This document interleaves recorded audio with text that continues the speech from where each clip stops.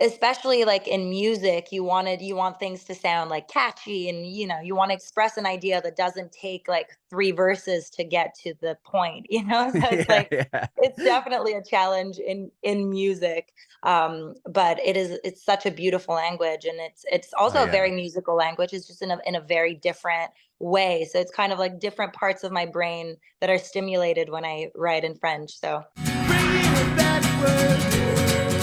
Hi, Charlotte. How are you? I'm good. Sorry, I'm a few minutes late. For some reason, my just my the power went off in my house for like a minute, and so Oh my the gosh. internet. Yeah, I don't know what's going on. Maybe it's gonna rain.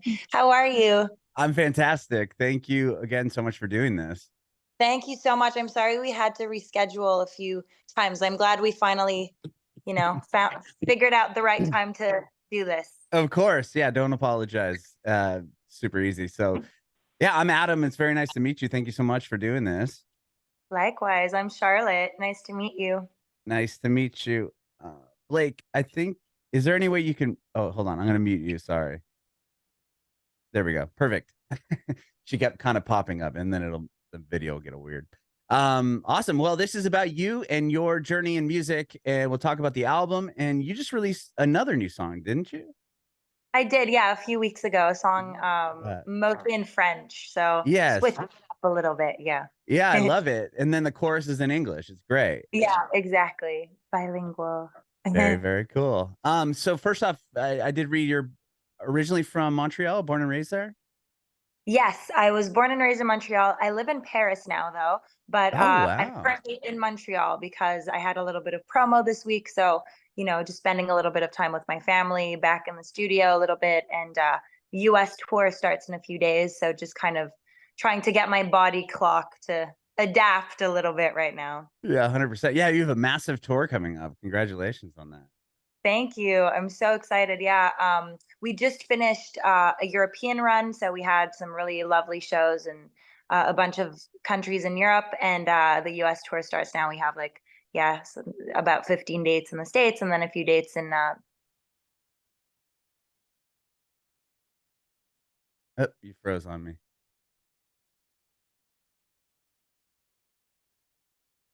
Are you there, Charlotte?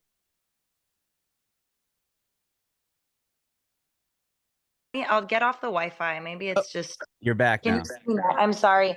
I think it's the power thing. Okay, the Wi Fi came back on, but I'll just do it on data. Sorry. Oh, no worries, no worries. Sorry, yeah, yeah. So you got stopped when you were talking about you have 15 days in the US and then you're doing more A few shows, dates, right? and yeah, and Yeah.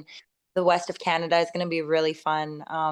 Yeah, I we haven't toured in the States in a really long time because we had a nice little tour planned for the first album, but because of the pandemic, it kind of everything got pushed back, and then a bunch of shows got canceled. So we ended up only playing 3 or 4 shows in the States on the last tour. So it's nice to like actually have a proper run in the US. Yeah, that's incredible. Fun. So from Montreal originally, or do you come from a musical household at all? Not at all. I mean, no, so that's not, my parents aren't musicians, but they're Okay. big music fans. So like I grew up in a household where like there was always music playing, but my parents are scientists, so they're Oh not, wow. in the music field at all.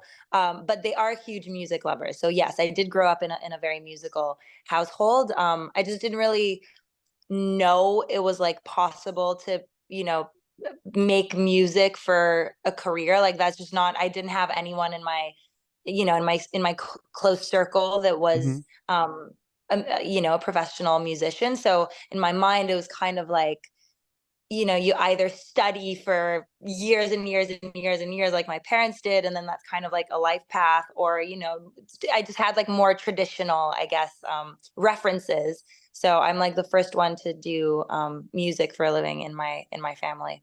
Wow. Yeah, I mean to have two parents that are scientists, that's gotta be such a different, life path versus being a musician. But I mean, I guess there's a lot of math if you really broke down music.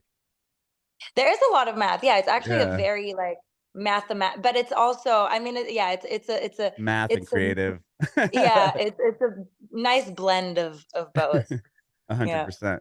So did you start playing music at a very early age? Like, did your parents put you in piano lessons or anything like that when you were young? Yeah, I kind of went through I guess the classic like piano lessons when I was maybe 5 or 6 when I started piano lessons. My mom wanted me to play an instrument, but I didn't like piano. Like I never practiced, didn't like it very much, didn't like my teacher. And so when I was like 7, my mom was like, okay, well, you should switch instruments, because she still wanted me to have that like musical knowledge. She saw that I was very musical from a young age. So she was like, I want you to have a little bit of I guess, yeah, the music theory Hmm. side of things. And so I got into singing lessons when I was 7, and I loved it so much. Never ever stopped. And it was kind of one of those things where, I was always singing around the house, but I once again didn't know it was something that you could like really work at and like cultivate and work on the craft and work on the technique and all of that. And so when I started singing lessons, it kind of opened me up to so many possibilities. And I was like, wow, this is something that's so like rich and fulfilling, and I can work so hard on this. And so it was kind of my first real passion for something, and it just really never left. So I was lucky to, I guess, discover that at a young age. At what age did you kind of decide to start writing songs, or was it something that you had always kind of journaled and then made it into songs? Like, at what point were you like, oh wow, I can kind of I can create my own music, so to speak? Writing my own songs came a little bit later, but I think I was probably 12 or 13 when I started writing my Really own young. stuff. Yeah, but it's so funny because I actually recently um found like one of the first songs I had ever written, like just like on a loose leaf, and I found it at my parents' house, and the melody just came right back to me. Like I never forgot it. But it's just funny. It was, kind of like one of those super dramatic love songs, and I had at that point like never talked to a boy in my life, so it's like Sure. just the dramatic side.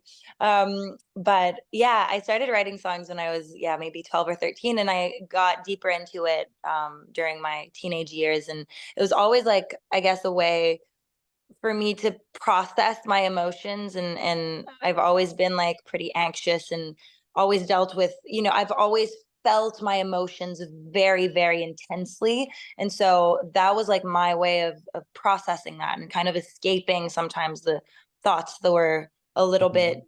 too much for me to handle. And so it was always a bit of a therapy for me to write music, and it still is to this day. Okay. And with that, like, were you performing your own songs at any point, like through high school? And was there like a moment where you were like, I mean, not growing up in the traditional, or growing up more in the traditional household, or of like, here's a career path, you go to school and you learn this and Yeah. then you do this. Like, was there a moment or something that kind of sparked where you're like, wow, I can actually do this, like for a job, or like, did you have a validating moment that kind of pushed you in that direction? Yeah. So I was actually, when I was 18, I was on The Voice, which Oh, is, yeah, yeah, I did the read that. singing Yeah, show. the We had Canadian it in voice, or Canada.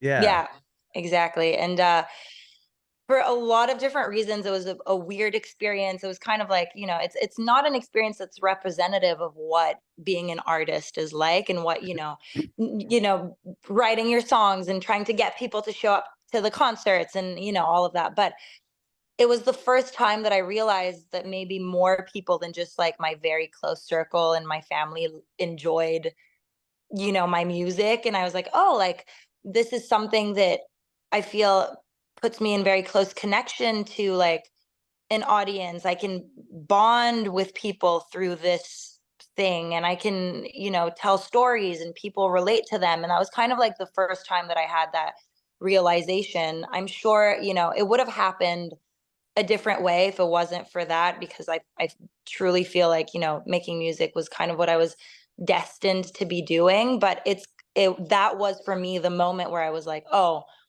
I want to do this for a living. Like there is no way that I was at that point, I was studying sciences in school, and I was like, I'll be a doctor, and I'll, just kind of that was what I thought was the right thing to do, but really wasn't passionate about any of that. And so, yeah, being on that reality show was kind of the moment for me where I realized that was 11 years ago. And truly, like, the real work comes after being on a show like that. It's like, so you do build a little bit of a fan base, but a lot of people who discover you in a context like that don't necessarily appreciate you for the music that you really want to be making, or your own songs, because it's a show where you sing covers, and it's just like a couple minutes a week where they see you, and it's kind of one of those things where everything is very is not very representative of the actual work of a musician, but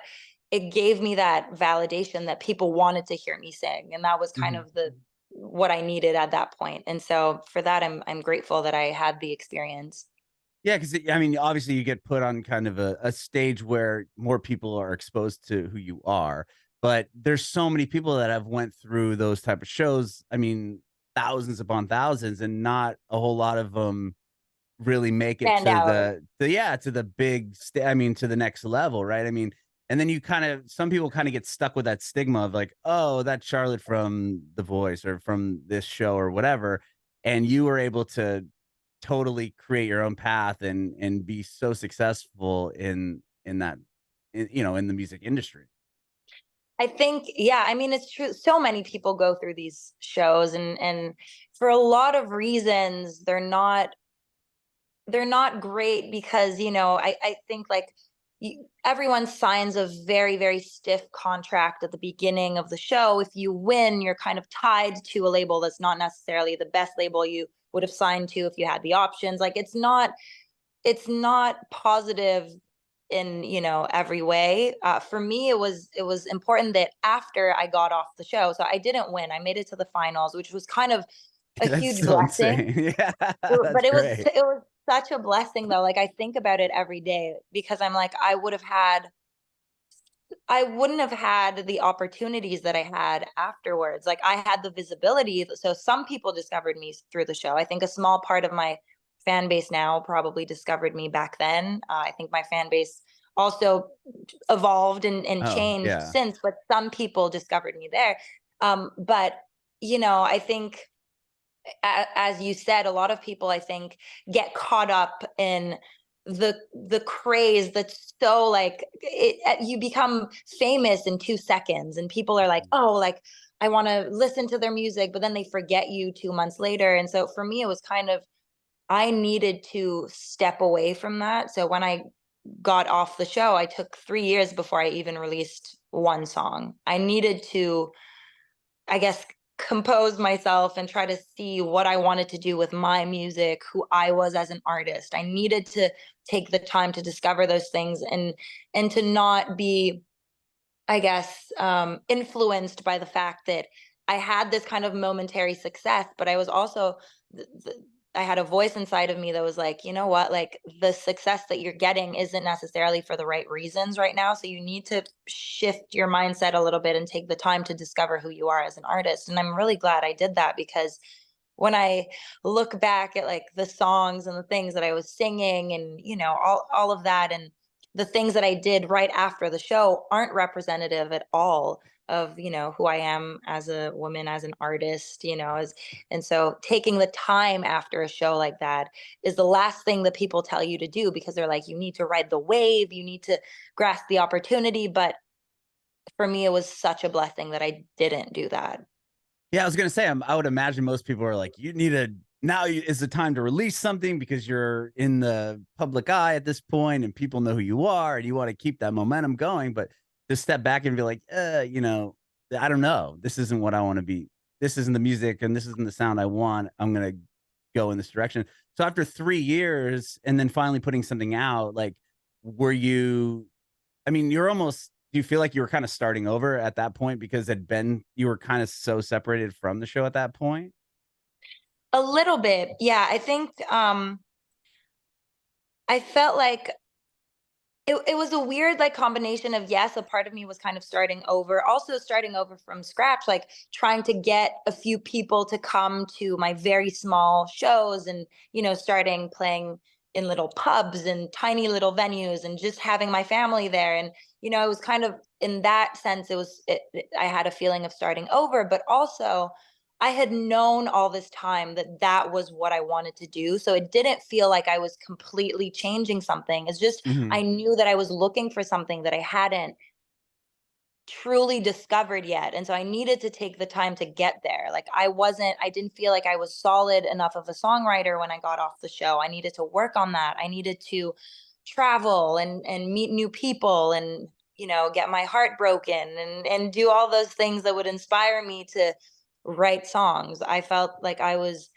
at a point where I hadn't experienced enough things to feel comfortable, yeah, presenting myself as an artist and knowing exactly what I wanted to say. Like I just needed to live a little bit, and I'm glad that I did, because once I put out my first song, I really believed in the project that I was sharing with the world. And I think people feel that. I think people relate to personal things and relate when someone's able to be authentic in the way that they're sharing their music. And I needed to take the time to find that and to know what I wanted to talk about. Hmm. Yeah, and obviously it resonated with people in that way. I mean, like you said, I feel like with people being authentic, I think that's why like the TikToks and the social media stuff works for people, that when it's just like, here's my phone and me, right, sitting Yeah, here talking, versus like all these bells and whistles and production value and everything else, where it's just like, this is my song, here it is, this is truly me, and people, resonate with that. absolutely. Yeah, and it's true. Social media really does have a big impact on people, I think, for that reason. And it's getting, I feel like when social media first started, there's a lot of filters and alterations to photos and stuff, but shit's just getting realer and realer. And I really appreciate that about, like, that's a side of social media that I like. It's just kind of, when it's related to music, it's just no fuss. It's just people singing, and none of the none of the sugar coating. It's just real, and people feel that and relate to that, definitely. Mhm. And so you put out a couple of EPs before the first album, and you won a bunch of, you were nominated for a bunch of different contests and things. I mean, you must have, were you getting kind of slow validation? Not slow, but like you're obviously getting, building a fan base and getting validation through these songs from kind of right out after the first single. Is that right? um so you mean like when I first put out my first Yeah. couple EPs? Yeah. So I mean, you put out Big Boy is the first song you released, right? And Yeah. then like that does really well, and then so you're Mhm. continuing to put out music and gaining more fans. Like I would imagine that'd be, you'd kind of know like, this is where I'd made the right move, right? I made the right Yeah. move from like taking that time. Yeah, I definitely um felt that. It was a really good feeling, especially after taking the time and yeah, doing it that way. But I think my career kind of just built in a very organic, natural way. Like I feel like it was always very motivating for me to see that I would play a very small venue, and the next time a few more people were there and a few more people, and it kind of just built gradually.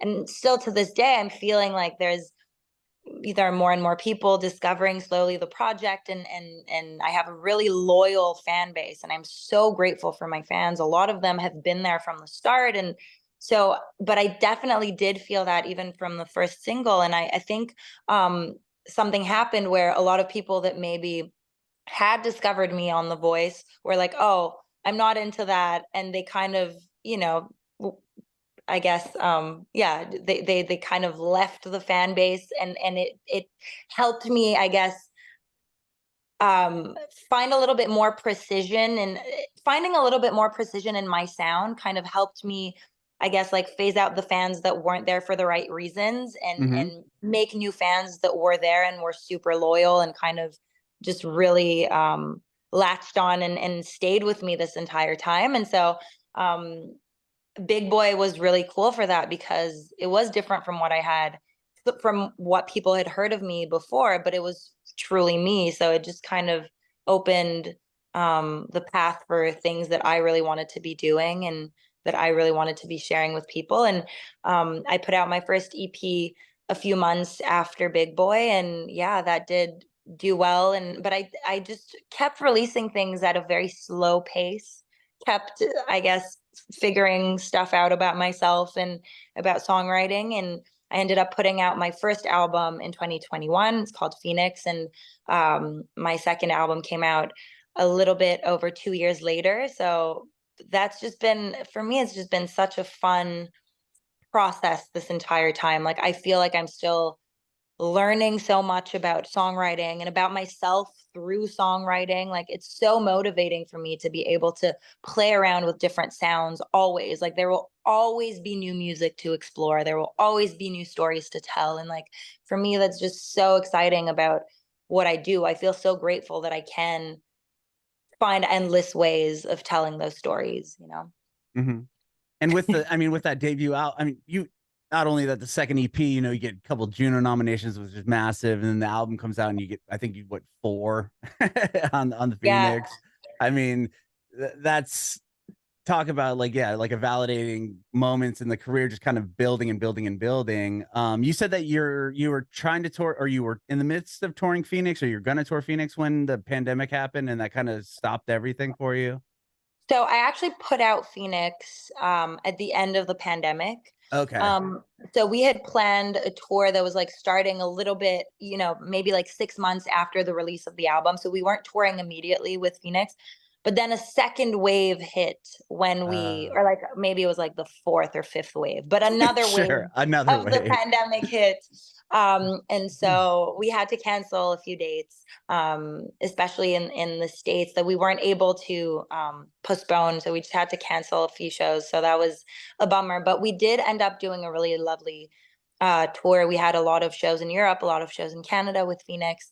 But we did tour like kind of, I think the tour started 8 months after the album was put out. And so I like finished touring with Phoenix, and a few months later I was putting out 99 Nights. So kind of everything was shifted a little bit, Yeah. but it kept it very dynamic and fun and different. So it's just been yeah, it's been a really exciting few years. When did you start working on 99 Nights? I mean, you must have had a lot of time, obviously, with the pandemic. And were you working on it at that point? Because you probably had the songs from Phoenix done. Like, tell me about starting the album, and was it a different approach, or what like going into 99 Nights? How different was that from Phoenix? So yes, I did start writing the album during the pandemic. It was actually at the very end. So I put out Phoenix, and as I mentioned, I wasn't touring right away. And so I had time on my hands, and I was like, oh, let's just start writing the next album. Phoenix had been done for a while, so I hadn't been in the studio in a few months. And so we went back to the studio in Montreal. It was during one very specific summer where I was going through a lot in my personal life. I just felt like I was at a crossroads in a lot of different parts of my life. I was, you know, asking myself all these questions, and so I really used that creative process for 99 Nights to kind of escape all of that and to spend some lovely time with my friends and write songs with them and just have fun and try to not think about what I was going through. And so it was actually a very, very liberating process to write this album. And I called it 99 Nights because it's kind of representative of that summer where a lot of the first sparks and a lot of the inspiration for the album was figured out. But yeah, to paint a picture, it was kind of my friend Matt, who's my bassist, who produced a big part of the album. He had just moved into a tiny little apartment in Montreal, and he basically only had like a little couch, a few guitars, and his computer. And we were kind of like sitting on the floor writing music. It was like 35 Celsius outside. It was like a massive heat wave, and it was just such a vibe that I will never forget. Like, it's just a very precise moment of my life where I was writing music to make myself feel better and spending time with my friends. Like, it was a very collaborative album. And I think you can kind of feel that playfulness to it on the album. Like on the one hand, it's a little bit nostalgic because it talks about a lot of things that are super important to me. I was going through a lot when I wrote it, but it's also a super playful album that I wrote with my friends, you know, sitting on the floor in a little apartment and just kind of having fun and not in trying not to ask ourselves too many questions in the present moment. And so you can kind of feel that duality on the album. And that's what I really like about it. It just takes me back to a super specific moment of my life. Yeah, I mean, the lyrics on the album are incredible, and it does have the playful side, but then the deep side. I mean, "How High" is such a great song. Thank When it comes you. to like, yeah, that deep, even "Daddy's a Psycho," like just the first line about cutting your feet on eggshells, and just like I just Yeah. love the metaphors you use. And then you also have a song like Jim Carrey where it has depth and obviously a lot of depth to it, but it's also kind of funny. Like, I want to marry Jim Carrey, Jim but then Carrey. and then like but then the hook about giving up your ego. I mean, like it's just kind of a balance. And I love the album. I love the way that you write. I think it's brilliant. Thank you so much. Yeah, Jim Carrey's definitely a good example of that like duality. Like I think if you just listen to it without really paying attention to the lyrics, it just sounds super playful. It's obviously a little bit humoristic in the way in the approach and it's basically a song about trying to get rid of your ego to find freedom. And Jim Carrey has I don't know if you're like familiar with all of his inspirational side and Oh yeah. how he's like done lots of speeches and talks about you know liberating yourself from that ego and embracing who you are and showing yourself and all your vulnerability and all your imperfections and I really resonated with that when I still to this day but especially in the moment that I was in writing the album I just really resonated with his speeches and his talks and interviews about that and so I just wrote a song about yeah, wanting to marry him for him to help me liberate myself from my ego. So it's definitely playful, but it's also, as you said, it's a super meaningful subject for me. Yeah, and I totally relate to that. I mean, ego for me is one of my major character defects, and it's like not even like it's not like a I'm so awesome. It's like I just get myself kind of caught up where it's not. It is my ego and my my feelings and getting hurt, and when I could Mm, just step back when but yeah, giving it up to being free and just the way that you word it in the chorus. And I love the way that the sing it, like how just the hook itself, it's like so good. Thank you so much. Yeah, but I think it's for everyone, you know. I think ego is something that not on it's not the same for everyone, but everyone has at least a part of their life where, you know, they have that negative voice in their head that's not allowing them to just kind of move forward. And for me, I know it's just going to be like a lifelong challenge to Mhm. try to put that voice aside. Like I'm very self-critical and you know trying to yeah trying to just follow my instincts rather than the voices in my head that might be dragging me down will be for a forever battle but it's you know I guess the first step is realizing it and then trying to deal with it you know.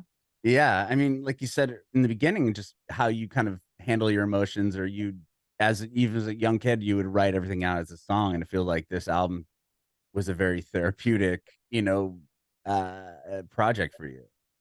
Definitely and it was therapeutic in a very like how can I say this? Like, I feel like whereas Phoenix, my first album, was therapeutic, but in a painful way. This one is therapeutic in a very healthy way. It was kind of like spilling my heart out, but also just embracing the present moment, spending time with friends, surrounding myself with people that made me feel good in a moment where I needed that.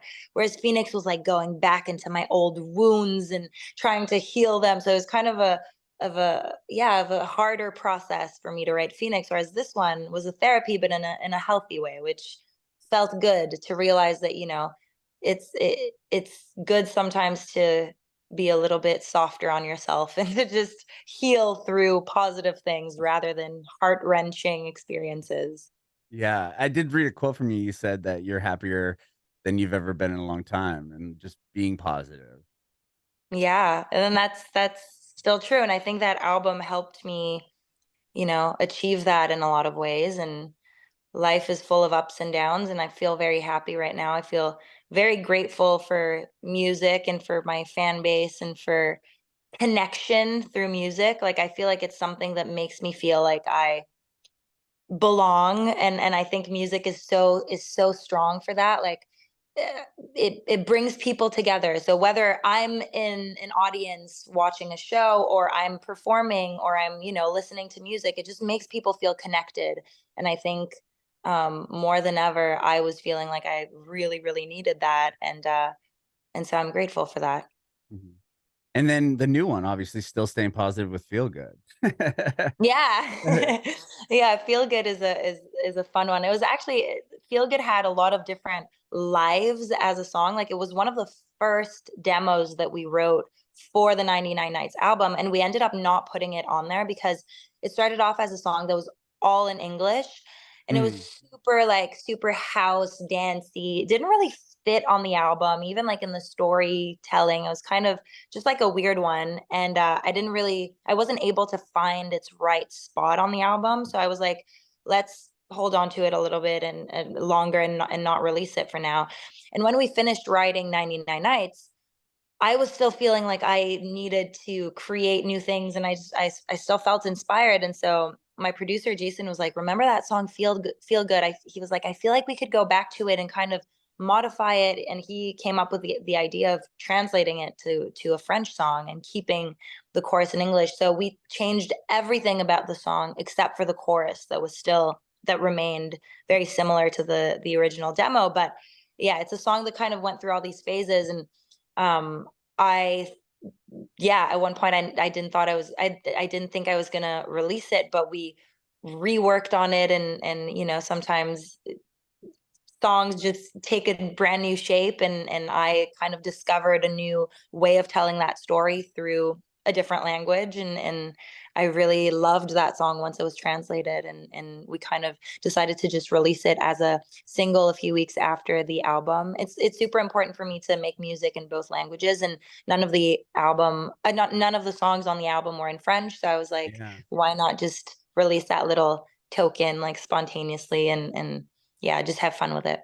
I love that. When it comes to, and this might be an ignorant question, I'm just curious. Like when it comes to writing, like if like when you wrote "Feel Good" and said in the version where you're like, okay, let's do in French, right? Lyrically, are you thinking in a different manner when you're just like how the flow of the language goes or anything like that? Do you have to kind of like skew it that way? Yeah, for me it's definitely different when I write in both languages. It's kind of it's always been harder for me to write in French. It's a language that um it's just I don't know, it's just harder. I think in a general way, I think anyone would agree that French is a harder language to make, sound kind of like melodic and warm, whereas English is a language that really applies perfectly to music. It has a musicality to it. Words are shorter as well, which makes it easier to tell a story. Whereas in French, to express an idea, you need like 10 more words than you do in English. It's just like, Okay. so it's always been a little bit harder for me to write in French, but I love the challenge. And I also love that I express different parts of myself in that language. Like I feel like certain emotions inside of me are connected to either language, and I don't express them in the same way when I speak, one of the two. And so um I need to write in both to feel like I'm expressing everything I want to express. But writing in French is definitely a bigger challenge for me. But it's something I love to work on. And when I do end up with a song that I like in French, it's like it doubles the satisfaction because of that challenge. Yeah, I love that. It's interesting knowing that you have to make, you probably have to condense a lot more. And it sounds like you to explain something you said in a few words in English, it's 10 words in French. So it's like, okay, how am I going to say what I want, but then really condense this down so it makes sense and shorter, shorter than 10 words or however it may Yeah, yeah, yeah. And translate and over. especially like in music, you want things to sound like catchy, and you want to express an idea that doesn't take like 3 verses to get to the point, so it's Yeah, like yeah. it's definitely a challenge in music. But it's such a beautiful language, and it's Oh also a yeah. very musical language. It's just in a very different way, so it's kind of like different parts of my brain that are stimulated when I write in French. So it's super fun to be able to do both. I'm just not as used to writing in French as I Sure. am in English. I love it. Well, thank you again, Charlotte, for doing this. Like, best of luck on the big tour you have coming up, or the continuation, I guess, of this tour in the States and in West. I think you said Western Canada. And thanks for taking time to do this. I really, really appreciate it. Of course. Thank you so much for having me. I have one more question for you before I let you go. I want to know if you have any advice for aspiring artists. Yeah, I think taking your time is something that's that people don't encourage as much, and that's something that I definitely encourage, especially kind of going back to what we talked about a few minutes ago. Like, I think taking your time to figure out what you really want to say and how you want to say it is really important, rather than just like rushing into like releasing tons of songs. There's so much music out there, figure out what you want to be talking about, and also just be kind. Those are the Love, two things. Bringing it backward.